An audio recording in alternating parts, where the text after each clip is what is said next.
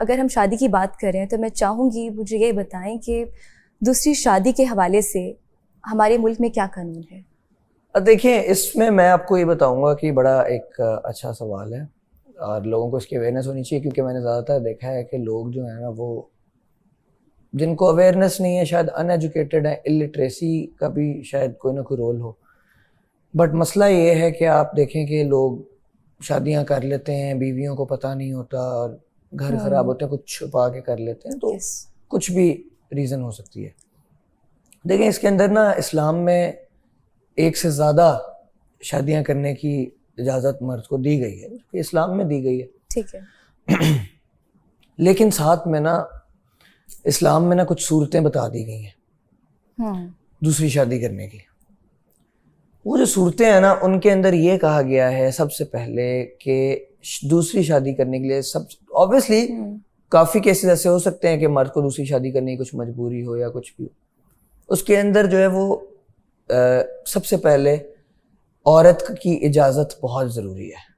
औरत से इजाज़त लेना बहुत ज़रूरी है। सबसे पहली जो उसके अंदर एक जो केस है ना, सबसे पहला एक जो आपका सिनेरियो है, वो औरत से इजाज़त लेनी बहुत ज़रूरी है। ठीक है।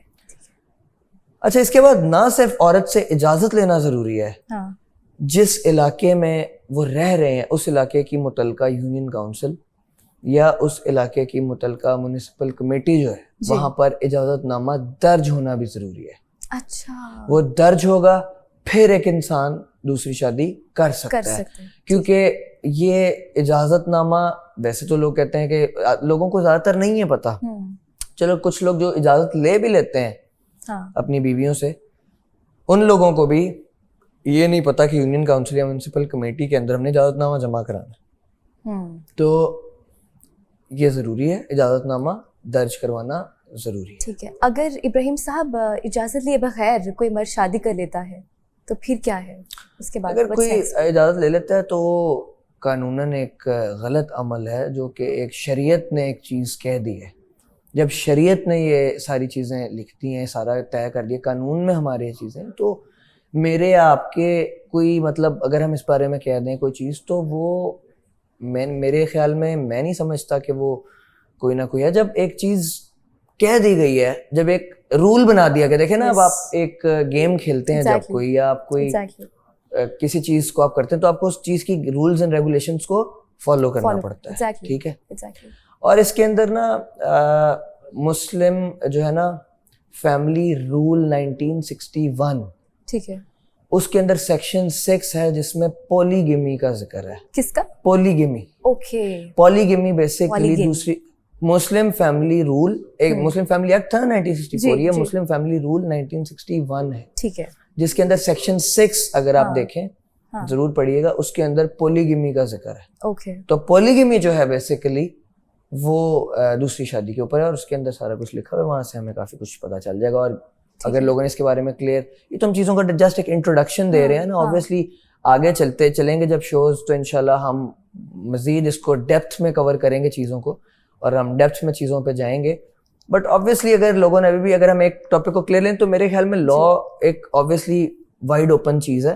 अगर एक एक टॉपिक को हम कवर करेंगे तो काफ़ी एक लंबा टॉपिक बनता जाएगा ना वो, तो उसको भी इंशाल्लाह हम टॉपिक, जैसे कि अगर हमें ऑब्वियसली लोगों की तरफ ये आता है, लोगों की तरफ से ये आता है कि हमें इस टॉपिक के ऊपर क्लियर है, तो हम उसके ऊपर प्रॉपर एक शो कर सकते हैं। बिल्कुल। बट ये है कि पॉलीगेमी जो है सेक्शन 6 जो है, उसके अंदर काफ़ी कुछ चीज़ें डिफाइन है। ठीक है। इब्राहिम साहब, अदालत बच्चों की मीटिंग के लिए एक स्केड्यूल बनाती है। लेट्स सपोज अगर कोई इसकी खिलाफ वर्जी करता है तो फिर क्या होगा? ये आपका अच्छा क्वेश्चन है। अदालत अगर शेड्यूल बनाती है मीटिंग का, तो उसके अंदर ना सबसे पहले देखा जाता है बच्चे बाप के पास हैं या बच्चे माँ के पास हैं, जिसके पास भी हैं, तो अदालत सबसे पहले शेड्यूल बनाती है कि बच्चों ने किस जगह पे मिलना है। कोर्ट में मिल लेते हैं, फैमिली कोर्ट्स के अंदर, जो वहाँ पर भी मीटिंग रूम्स हैं, मौजूद हैं हमारे फैमिली कोर्ट्स में। बट ये है कि बाज़ लोग बाहर मिल लेते हैं, कहीं के किसी रेस्टोरेंट पे या कहीं भी, जहाँ भी कोर्ट जो है मुनासिब समझे, मीटिंग शेड्यूल बना दे, वहाँ पे मिलते हैं। तो ठीक है, वो मिलना तो ज़रूरी है, कोर्ट की खिलाफ वर्जी तो नहीं कर सकते। और ये जब बाप जो है बच्चों का खर्चा दे रहा है, या तो देखे ना खर्चा ना दे रहा हो, बाप बच्चों का खर्चा दे रहा हो, बाप उसका हक है कि वो बच्चों से मिले। यस। इसी तरह माँ है, माँ का भी हक है।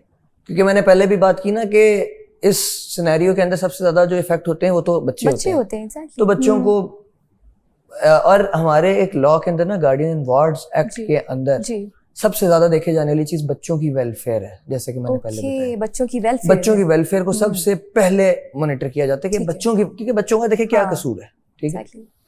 तो इसके अंदर बच्चे जो हैं उनको मिलने का जब मीटिंग शेड्यूल होता है और माँ या बाप जब मिलने आए, और अगर जिसके पास बच्चों की कस्टडी है वो बाप, लेट्स से माँ के पास कस्टडी है और बाप एक जो कि गार्डियन है उससे नहीं मिलने दिया जा रहा बच्चों को, उससे मिलने से रोका जा रहा है, बाप जो है वो काफी देर बैठ के इंतजार कर रहा है जहां भी मिलना है और बच्चे नहीं आ रहे, तो इसके अंदर कोर्ट्स ने ना एक ज़ाब्ता फौजदारी के अंदर सेक्शन 100 के सर्च वारंट्स निकालते हैं।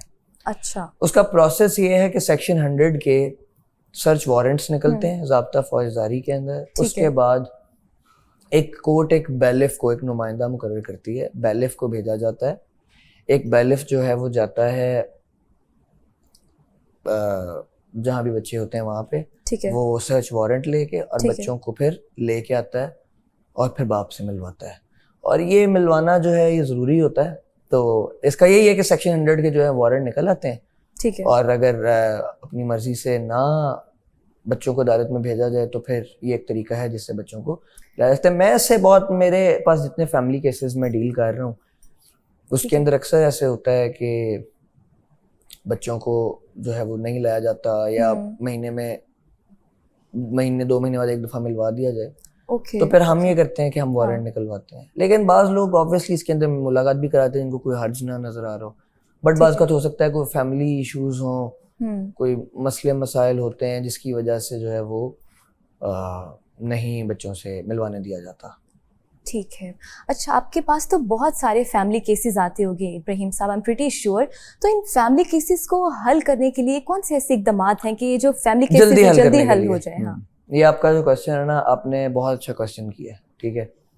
और मैं चाहता हूँ कि आप इस क्वेश्चन का जवाब जो है ना बहुत, मतलब इसको समझने की जरूरत है। फैमिली केसेस नाम से जाहिर है, फैमिली केसेस जो है ना बेसिकली हर घर में जब एक लड़ाई होती है तो फैमिली केस बन जाता है। हाँ। जैसे कि हमने पिछले क्वेश्चन में कवर किया कि खुला, खर्चा, हक महर, बच्चे हैं तो कस्टडी, मेंटेनेंस, फिर अदालत जो मुनासिब वक्त देखे, जो एक इद्दत तक का पीरियड है उसमें मुनासिब खर्चा लगाना, जो एक बीवी को मिलना, ये सारी चीज़ें जो हैं ये अदालत में होती हैं। मेंटेनेंस की सारी चीज़ें, ये काफ़ी बड़ा एक एरिया है जिसको कवर करते हैं। बात यह है कि इसके अंदर अब जल्दी हल करना, अब फैमिली केसेस तो बहुत ज्यादा है ना। हाँ। हर घर के अंदर जहां पर लड़ाई हो रही है वहां पे अदालतों में आ रहे हैं अपना शरई हक इस्तेमाल करने के लिए, तो फैमिली केस बन गया।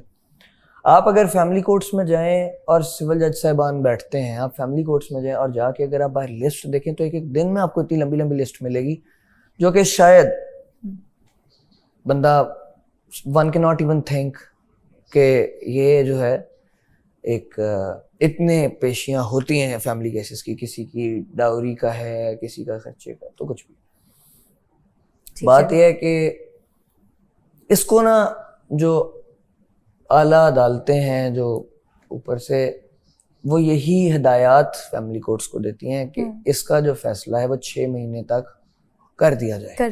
6 महीने के अंदर अंदर जो है वो ठीक है इसका फैसला कर दिया जाए तो पसंद किया जाता है। अच्छा, 6 महीने में, और कोई भी और केस है, ठीक है, जल्दी से जल्दी उसका फैसला होना चाहिए।